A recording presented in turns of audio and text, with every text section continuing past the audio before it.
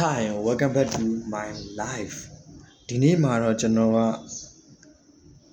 အိမ်ကြီးအကြောင်းကိုပြောမှာဖြစ်တယ်။ဟုတ်လားအိမ်ကဘာဖြစ်လဲဆိုတာကိုဒီမှာစာရေးသူကပြောပြထားတာဖြစ်တယ်။စာကြောင်းကတူတူလေးပဲတကယ်ကိုစိတ်ဝင်စားပြီးတော့တကယ်ကိုတာမိုးရှိစာဖြစ်တယ်။ဒါကြောင့်မလို့မလွတ်အောင်ကျွန်တော်တို့အဆုံးထိ live ပါကြည့်လိုက်ကြအောင်။ Okay, let's get started. Home is not a place.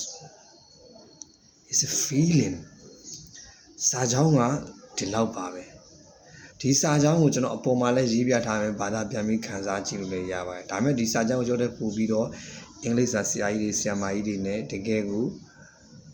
ပညာရှိတွေခုခေတ်လူငယ်တွေကပို့ပြီးတော့နားလည်တော့ကြပါလိမ့်မယ်ဒီထဲမှာစာရေးသူကဘာကိုမိမောင်းထိုးပြထားတာလဲဆိုတော့သူပြောလိုက်တာကရိုးရိုးလေးပဲဖြစ်တယ် home အိမ်ဆိုတာက is ဖြစ်တယ် not a place အိမ်ဆိုတာနေရာတနေရာမဟုတ်ပါဘူးတဲ့is a feeling ဒီကောင်ကခံစားမှုတစ်ခုပဲစာသားကတိတ်ကိုယူရှိမိတိတ်ကိုအဓိပ္ပာယ်ရှိလို့အားကြီးတယ်ကျွန်တော်တို့ကထင်နေတဲ့အိမ်ကိုအိမ်လို့ပဲထင်နေတယ်နေရာစရာနေစရာတစ်ခုကြောချတဲ့နေရာတစ်ခုလို့ထင်တာမဟုတ်ဘူးအိမ်ဆိုတာကကြီးရငယ်တာအရေးမကြီးအိမ်ဆိုတာခံစားမှုတွေရှိတဲ့နေရာကိုအိမ်လို့ပြောတာဖြစ်တယ်ဒါကြောင့်မလို့ဒီကနေပြီးတော့မှတွေးခေါ်တဲ့နဲ့အကျိုးများရှိတယ်ဘဝရဲ့အကျိုးများရှိတဲ့စာသားတွေရလိမ့်မယ်လို့ကျွန်တော်လည်းပြောလင်းပါတယ်ဗီဒီယိုကိုအဆုံးထိကြည့်ပြီးတဲ့လည်းကျေးဇူးအများကြီးတင်ပါတယ် I love you all see you in my next video bye bye